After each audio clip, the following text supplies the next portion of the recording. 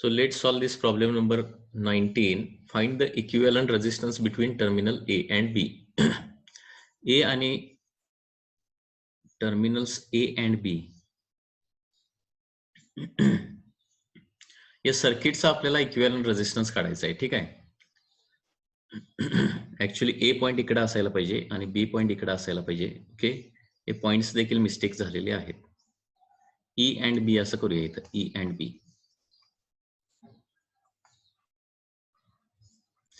थोडक्यात या सर्किटचा आपल्याला इक्विव्हॅलंट रेझिस्टन्स काढायचा आहे आणि प्रत्येक रेझिस्टन्स किती आहे? 10 ओहमचा आहे. तर काल आपण हे इक्वेशन सगळे काढलेले आहेत. पुन्हा एकदा इक्वेशन काढून बघूया कसे येणार आहेत. ओके,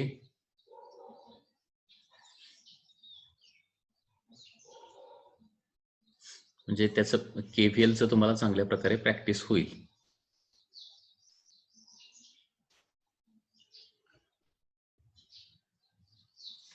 हे बघा, सर्किटमध्ये इथं एक रेझिस्टन्स आहे. ओके, त्याच्यानंतर इथं एक रेझिस्टन्स आहे. त्याच्यानंतर इथं देखील एक रेझिस्टन्स आहे. There are number of resistances like this.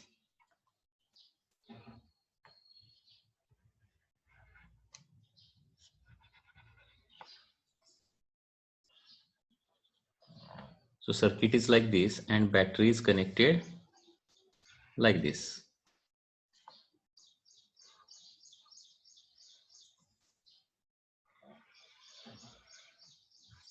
So this is the circuit diagram.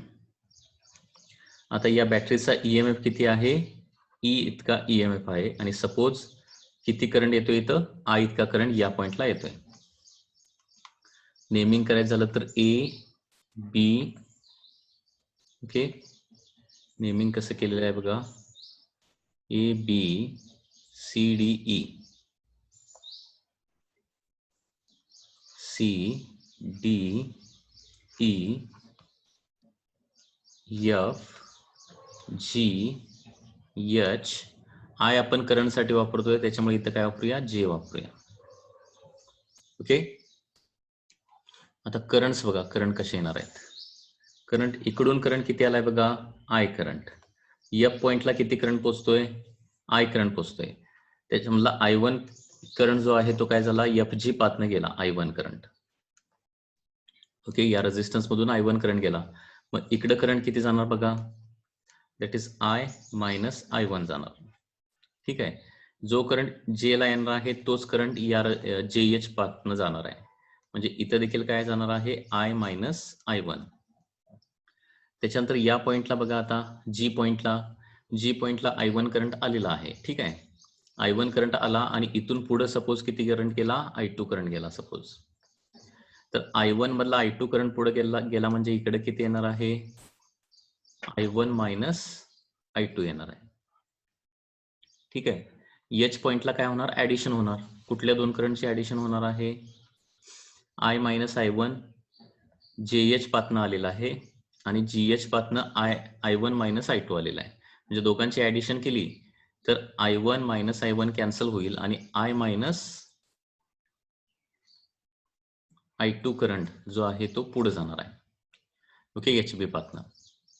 परत AB पाथला किती असणार आहे? पाठीमागून जो करंट येणार तोच करंट पुढे जाणार आहे आणि बी पॉइंटला परत काय होणार आहे? I2 आणि I मायनस I2 यांची ऍडिशन होणार आणि I2 आणि I मायनस I2 यांची ऍडिशन किती येणार आहे बघा? इथं I येणार. बरोबर आहे ना? आणि त्याच्यामुळे परत या सर्किट मधून किती करंट फ्लो होणार आहे? I करंट फ्लो होणार आणि इकडे परत काय होणार आहे? I करंट येणार आहे. तर अशा प्रकारे करंटचा पाथ आपण दाखवलेला आहे. आता इथं 3 अननोन्स आहेत, I1, I2 आणि I. आणि त्याच्यामुळे काय करावं लागेल आपल्याला? 3 इक्वेशन्स इथं मांडावे लागणार आहेत. ओके, तर त्याच्यासाठी 3 लूप घ्यावं लागेल. Applying Kirchhoff's voltage law to loop. पहिला लूप कुठला घेतोय बघा? BCDEFJHB हा लूप घेतोय. BCDEFJHB हा लूप घेतला. आता इथे सगळीकडे प्लस मायनस पण लिहूया. Plus minus plus minus plus minus. Plus minus कसं लिहायचं असतं? करंट फ्लोच्या डायरेक्शन प्लस मायनस लिहायचं असतं. ओके, एच टू बी जात असेल करंट तर एच साईडला प्लस आणि बी साईडला मायनस लिहावं लागेल. ठीक आहे, तसे इथं सगळीकडं इथं प्लस इथं मायनस, इथं प्लस इथं मायनस. आता कसं ट्रॅव्हल करायचं आहे?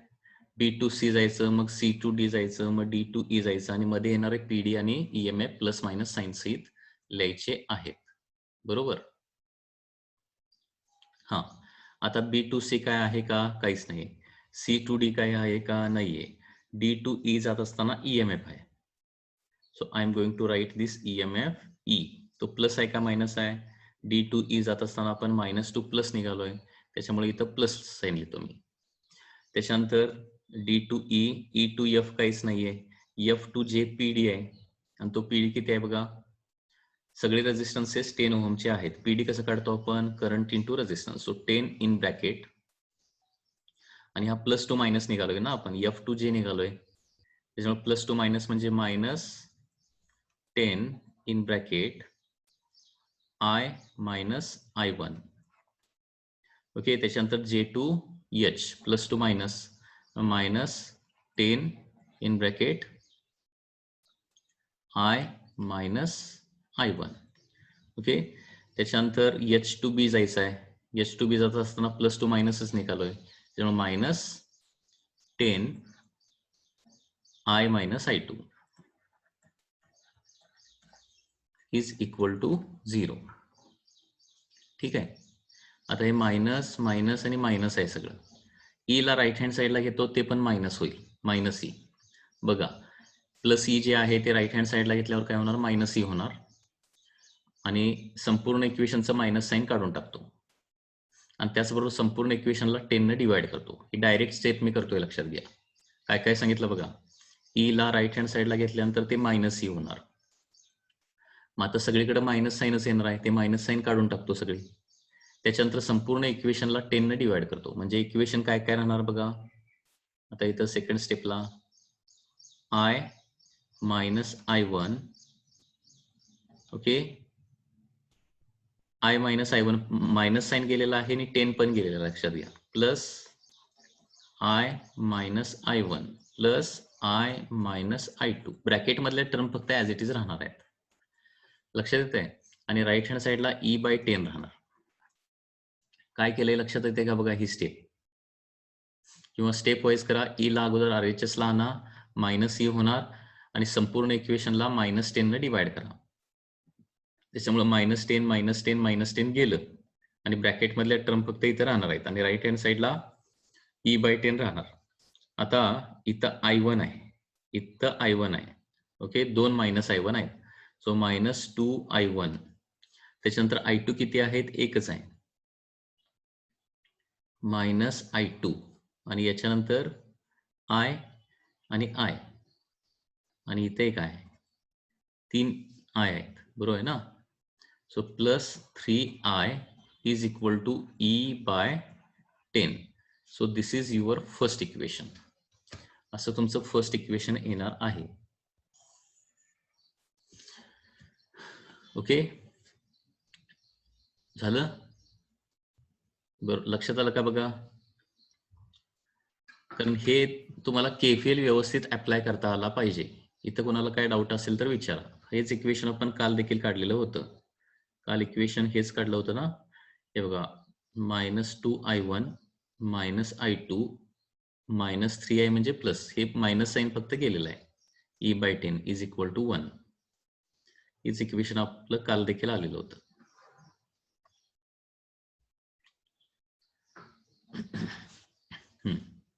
आता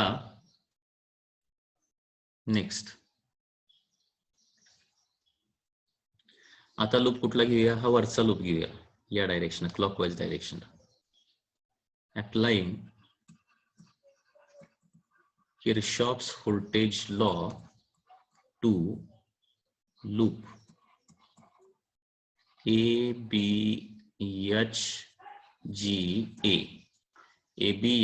ABHGA या लूपला आपल्याला काय करायचं आहे, KVL अप्लाय करायचं आहे. A to B जायचं, मग B to H जायचं, H to G जायचं आणि G to परत A यायचंय. A to B जात असताना काय आहे, किती PD आहे, 10I2 आहे बरोबर, आणि प्लस टू मायनस निघालोय, सो मायनस 10I2. त्याच्यानंतर B to H जाताना मायनस टू प्लस निघालोय, त्याच्यामुळे काय होणार आहे, प्लस 10I मायनस I2. त्याच्यानंतर H to G जाणार आहे, इथं किती येणार, मायनस टू प्लस निघालोय, त्याच्यामुळे प्लस 10I1 मायनस I2. आणि त्याच्यानंतर G to A जायचं आहे, ते किती येणार आहे, 10I2 इज इक्वल टू 0. ठीक आहे. आता हे 10 सगळे काढून टाकतो, सगळे 10 काढून टाकल्यानंतर म्हणजे संपूर्ण इक्वेशनला 10 ने डिवाइड केलं तर minus I2 plus I1 plus I minus I2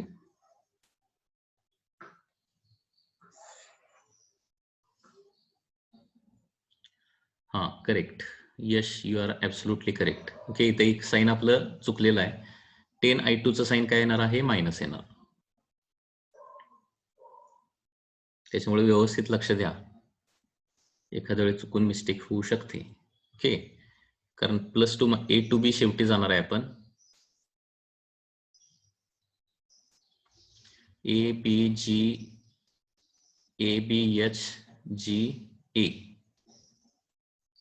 हा minus 10I2, G to A जात असताना प्लस टू मायनस निघालोय ना आपण. ठीक आहे.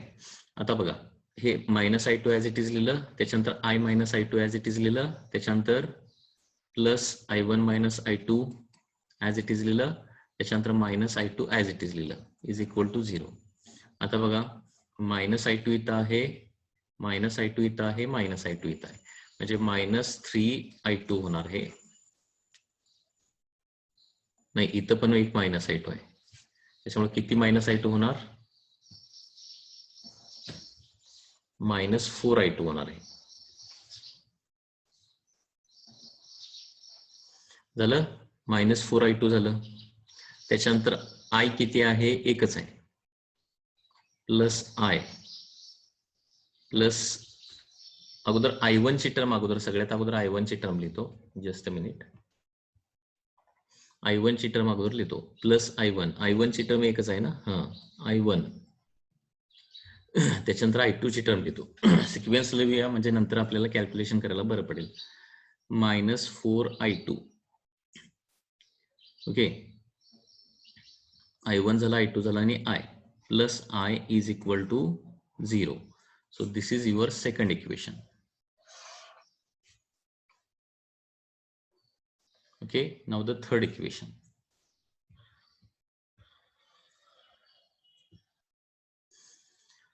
आता हा जो खालचा लूप आहे, इथं मी काय करतो, KVL अप्लाय करतो. Applying KVL to loop GHJFG. GHJFG. G to H जाताना सुरुवातीला काय येणार आहे, प्लस टू मायनस म्हणजे पहिली मायनसची टर्म येणार, minus 10 in bracket I1 minus I2. त्याच्यानंतर H टू जे जात असताना मायनस टू प्लस निघालोय, so plus 10 I minus I1. Okay, त्याच्यानंतर J टू F जायचं आहे, मायनस टू प्लस निघालोय, त्याच्यामुळे प्लस 10 I मायनस I1. आणि त्याच्यानंतर F टू G जात असताना प्लस टू मायनस निघालोय ना, त्याच्यामुळे minus 10 I1 is equal to 0. पुन्हा एकदा संपूर्ण इक्वेशनला 10 न डिवाइड करूया आणि ॲज इट इज इक्वेशन लिहूया. संपूर्ण इक्वेशनला 10 न डिवाइड केलं तर मायनस साइन, पहिली टर्म काय येणार आहे, minus I1 plus I2 plus I minus I1, okay, plus I minus I1 and minus I1 is equal to 0. आता बघा I1 आणि I1 मायनस I1 4 टाइम्स आहे. सो इथं काय येणार आहे -4I1. त्याच्यानंतर I2 किती टाइम्स आहे बघा, I2 1 टाइम्स आहे only, here only I2 plus I2, okay, आणि I 2 टाइम्स आहे, plus 2I is equal to 0. So this is third equation, this is our third equation. आता 2 आणि 3 चा वापर करून काय करूया, I आणि I1, I आणि I2 मधलं रिलेशन काढूया. हे बघा असे 3 इक्वेशन आपले आलेले आहेत. सगळ्यांनी व्यवस्थित लक्ष दिलं का बघा, याच्यामध्ये लक्ष देणं खूप महत्वाचं आहे. आता काय करतो, इक्वेशन 2 ला 4 न मल्टिप्लाय करतो आणि इक्वेशन 3 मध्ये ऍड करतो. इक्वेशन 1 इंटू 4 प्लस इक्वेशन 2 करणार आहे. ठीक आहे, इक्वेशन 1 नव्हे, सॉरी 2. हां, इक्वेशन 2 ला 4 न मल्टिप्लाय करायचं आहे आणि ते इक्वेशन 3 मध्ये ऍड करायचं आहे. सॉरी, इक्वेशन 3 मध्ये ऍड करायचं आहे. ठीक आहे, इक्वेशन 2 ला 4 न मल्टिप्लाय केलं तर काय होणार, 4I1 minus 16I2 plus 4I is equal to 0. आणि प्लस काय करायचं आहे, त्याच्यामध्ये इक्वेशन हे ऍड करायचं आहे. प्लस इक्वेशन ते लिहितो इथं, -4I1 plus I2 plus 2I is equal to 0. यांची ऍडिशन केल्यानंतर 4I minus 4I cancel, -16I2 plus I2 म्हणजे -15I2 होणार, plus 6I is equal to 0. म्हणजेच 15I2 पलीकडे नेलं तर काय होणार आहे, 6I is equal to 15I2 होणार. म्हणजे I2 इज इक्वल टू काय होणार आहे, 6/15I होणार. I2 आणि I मधलं रिलेशन मिळालं आपल्याला. ठीक आहे, तसंच आता काय करतो, इक्वेशन 3 ला मी आता 4 न मल्टिप्लाय करतो आणि इक्वेशन 2 मध्ये ऍड करतो. पुढे बघा, आता इक्वेशन 3 इंटू 4 म्हणजे असं केल्यावर काय होईल, एकदा I1 कॅन्सल केला, आता मी काय करणार आहे, I2 ला कॅन्सल करणार आहे. I2 ला कॅन्सल करण्यासाठी इक्वेशन 3 ला काय करणार, मी 4 न मल्टिप्लाय करणार, म्हणजे हे 4I2 होईल आणि -4I2 हे कॅन्सल होईल, प्लस इक्वेशन काय करणार आहे 2. आता इक्वेशन 3 ला अगोदर 4 न मल्टिप्लाय केलं तर -16I1 plus 4I2 plus 8I is equal to 0.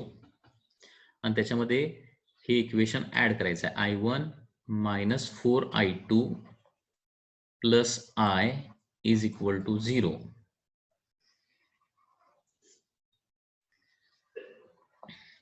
आता ऍडिशन केल्यावर plus 4I2 minus 4I2 cancel, इकडे काय येणार बघा, -16I1 प्लस I1 म्हणजे -15I1 होणार, plus 9I is equal to 0.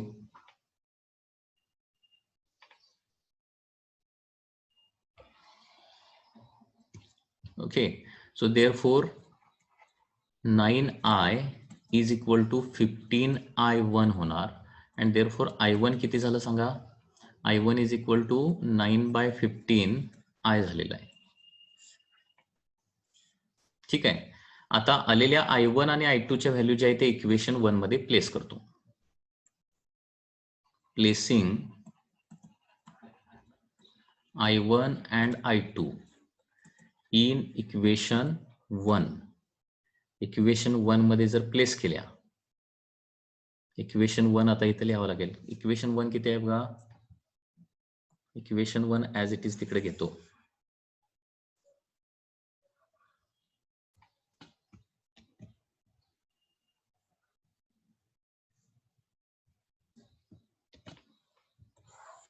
So this is your equation 1.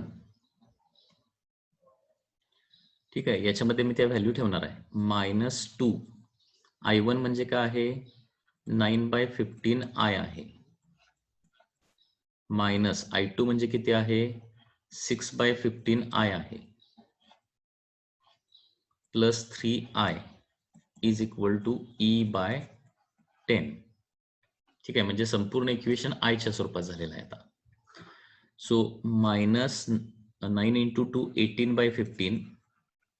Okay, I मी सगळे कॉमन काढणार आहे. -6/15 plus 3 in bracket. Okay, I common आलेला आहे E/10. ओके, आता डिनॉमिनेटर काय करतो, 15 करतो. म्हणजे हे काय होईल बघा, -18 - 6 प्लस 45 होणार.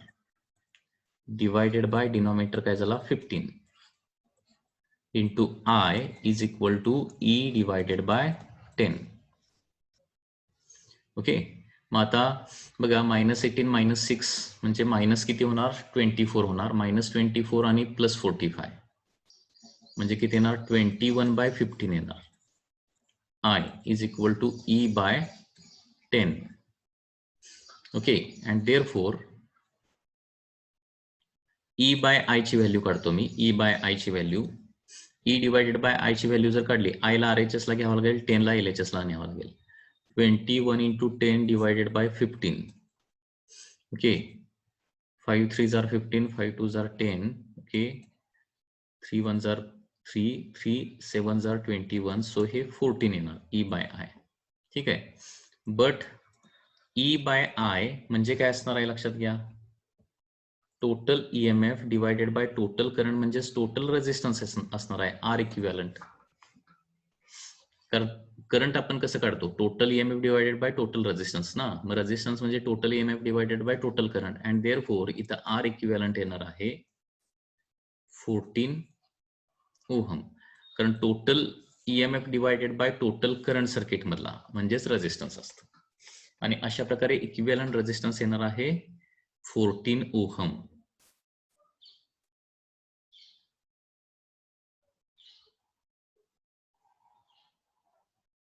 हे बघा, आन्सर काय दिलेलं आहे इथं, 14 ohm is the answer.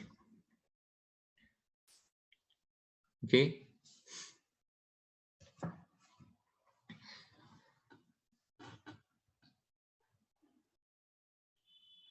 Ohm. लक्षात येत आहे. हा जो प्रॉब्लेम आहे त्यांनी बुक मध्ये दिलेल्या इन्फॉर्मेशन सोडवलेला आहे. हाच प्रॉब्लेम आपण थोडस वेगळ्या पद्धतीने देखील सोडवू शकतो, म्हणजे ते थोडस सिंपल असेल. ओके, हे वेगळ्या पद्धतीने कसं सोडवू शकतो बघा.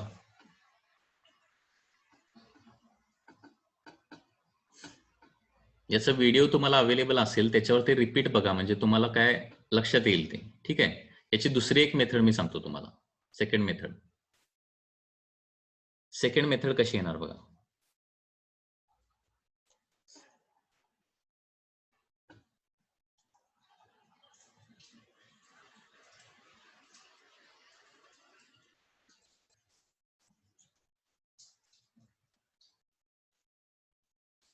आणि या क्वेश्चन मध्ये एक मिस्टेक का आहे, रेझिस्टन्स बिटवीन ए अँड बी काढायचा नाहीये. ऍक्च्युली रेझिस्टन्स बिटवीन हा कॉर्नर आणि हा कॉर्नर काढायचा आहे.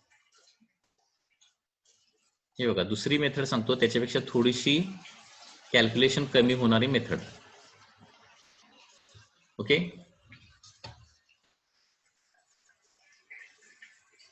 Just a minute. आता बघा, सपोज इकडून करंट आय आला.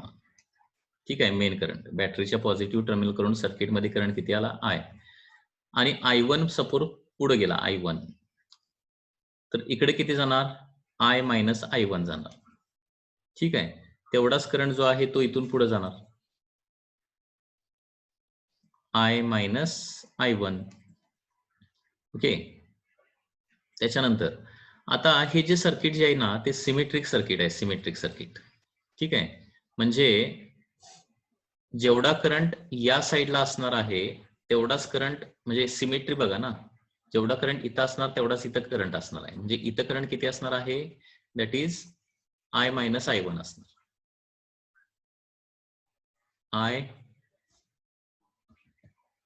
आय मायनस आय वन असणार. इथला करंट म्हणजे हा इथला करंट येतोय, दॅट इज आय वन असणार आहे. इथला करंट म्हणजे इथला करंट असणार आहे, I minus I one. Okay, मग मधल्या पाथनं किती करंट जाणार बघा. आय वन मधला आय मायनस आय वन पुढे गेला ना, म्हणजे इथं किती करंट जाणार. I one minus I minus I one. Okay, I one मधला आय मायनस आय वन म्हणजे हे प्लस आय वन, सॉरी होणार.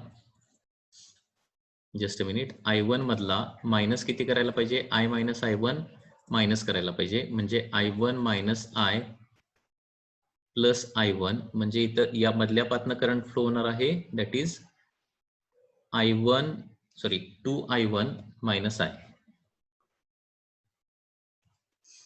हे असं एक करता येईल. इथं काय होणार आहे, दोनच व्हेरिएबल येतील. मग there will be only 2 variables and you can solve this problem. म्हणजे आता दोनच इक्वेशन, 2 व्हेरिएबल असले तर 2 इक्वेशन लिहायचे आहेत फक्त. म्हणजे इथलं एक इक्वेशन लिहिता येईल आणि इथलं एक इक्वेशन लिहिता येईल आणि ते सॉल्व्ह करता येईल. ओके, सॉल्व्ह करून बघायचं असेल तर फास्ट सॉल्व्ह करूया. ABCDEF.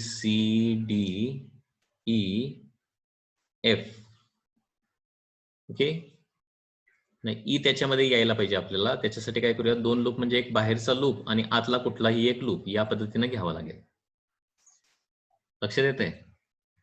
या पद्धतीनं तुम्ही एकदा ट्राय करा आणि त्याच्यामध्ये काय डाऊट असले तर विचारा. म्हणजे करंट कसे लिहिलेत बघा.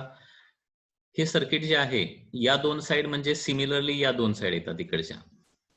ईडी आणि डीसी जसे आहेत ना, तशा एफए आणि एबी आहेत. ठीक आहे, जशी ईएफ आहे ना तशी बीसी साइड आहे. म्हणजे या सिमेट्रीचं प्रिन्सिपल वापरलं तर इथं जेवढा करंट असणार ना तेवढाच इथं करंट असणार आहे. ठीक आहे, इथं आय मायनस आय वन असेल तर इथं आय मायनस आय वन येणार. तसंच इथं आय मायनस आय वन इकडे जर असेल तर इकडे देखील आय मायनस आय वन येणार. या प्रॉब्लेम मध्ये काय होतंय, फक्त दोनच व्हेरिएबल राहतात आणि पाथ कुठले घ्यायचे आहेत, एक ईएमएफचा पाथ घ्यायचा, बाहेरचा एक पाथ आणि आतला कुठला एक पाथ. हे केलं तर आणखी कॅल्क्युलेशन कमी होईल. ओके,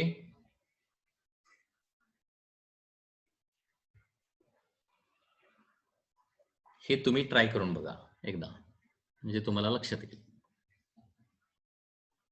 ठीक आहे,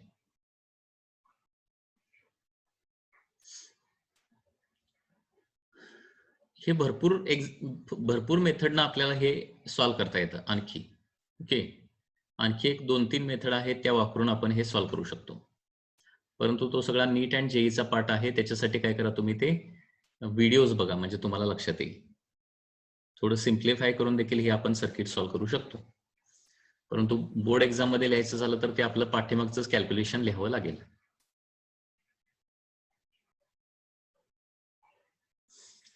आणखी एक प्रॉब्लेम आहे, this is problem number 20. Already या टाईपचा एक क्वेश्चन झालेला आहे. A volt meter has a resistance of 100 ohm. What will be its reading when it is connected across a cell of EMF 2 volt and internal resistance 2 ohm? म्हणजे एक volt meter आहे. Volt meter म्हणजे एका रेजिस्टन्सच्या स्वरूपात आपण दाखवू शकतो. Okay, there is a voltmeter like this and it is connected to a battery having some internal resistance. Okay, so battery has a EMF of 2 volt and internal resistance 20 ohm and voltmeter has a resistance of 100 ohm. Suppose current flows in the circuit like this. A, B, C, D हा loop आहे. Okay, इकडं plus इकडं minus, इकडं plus इकडं minus. ठीक आहे, आता या लूपला आपण केव्हीएल अप्लाय करून सर्किट मधला अगोदर करंट काढूया. Current I, let current I flows in the circuit. So by Kirchhoff's voltage law काय होणार, टू लूप ABCDA, ठीक आहे. A to B जाऊया आता. A to B जात असताना प्लस टू मायनस जाणार, so -100I. B to C काहीच नाही. C to D जात असताना प्लस टू मायनस जाणार 20I, सो -20I. ओके, त्याच्यानंतर -2 प्लस जाणार आहे, so +2 is equal to 0. So -120I + 2 is equal to 0. and therefore इथं 2 is equal to 120I होणार, so I is equal to 2/120. So current येणार आहे 1/60 ampere is the current. 1/60 ampere is the current. ठीक आहे. आता volt मीटरचं reading म्हणजे त्याला असणारा PD. Okay, so therefore reading of volt meter, okay, reading of voltmeter म्हणजे काय, is equal to potential difference across its resistance. म्हणजे त्याच्या रेजिस्टन्सला जेवढा पीडी येणार आहे तेवढा पीडी ते रीडिंग म्हणून दाखवणार. सो पोटेन्शियल डिफरन्स कसं काढणार, तर करंट इंटू त्याचा रेजिस्टन्स. सो करंट किती काढलाय आपण 1/60 आणि रेजिस्टन्स किती आहे 100. सो आन्सर येणार आहे 10/6 किंवा 5/3. 5/3 म्हणजे 1.66 volt will be the answer. Okay, या पद्धतीने हे कॅल्क्युलेशन येणार आहे.